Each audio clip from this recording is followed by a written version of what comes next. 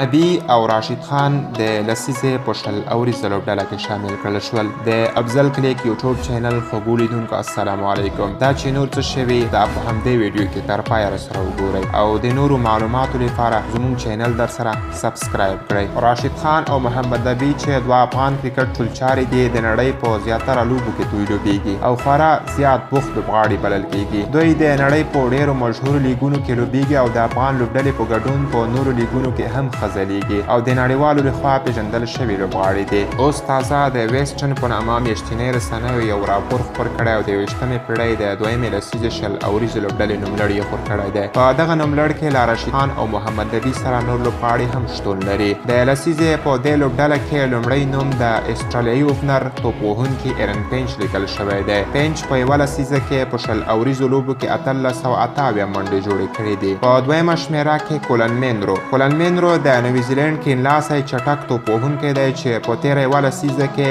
1540 منډې جوړې کړې دي. په دریمه شمېره کې بیا ویرات کوهلي د هندوستان هغه تکړه لوبغاړی دی چې په تېره یوه لسیزه کې په شل اوریزو لوبو کې 2633 منډې جوړې کړې دي. په څلورمه شمېره کې د شین واټسن نوم لیکل شوی. شین واټسن چې د استرالیایي لوبډلې پیاوړی الراونډر په تېره یوه لسیزه کې په شل اوریزو لوبو کې 1406 منډې جوړې کړې دي. په پنځمه شمېره کې ګیلن میکسویل هم د استرالیا ځواکمن الراونډر بلل کیږي او په تېره یوه لسیزه کې په شل اوریزو لوبو کې 1506 منډې جوړې کړې دي. په شپږمه شمېره کې بیا جاس باټلر د انګلستان وکټ ساتونکی دی او نوموړي په تېره یوه لسیزه کې 1260 منډې جوړې کړې دي. او په اوومه شمېره کې افغان لوبغاړی محمد نبی ذکر شوی دی چې په تېره یوه لسیزه کې په شل اوریزو لوبو کې 1414 منډې جوړې کړي او 9 وکټ یې ترلاسه کړي دي. او په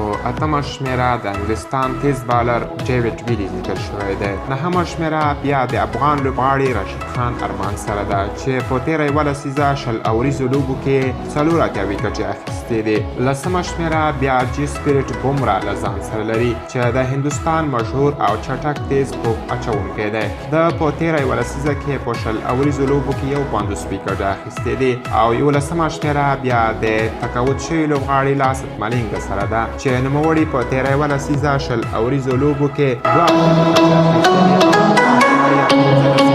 2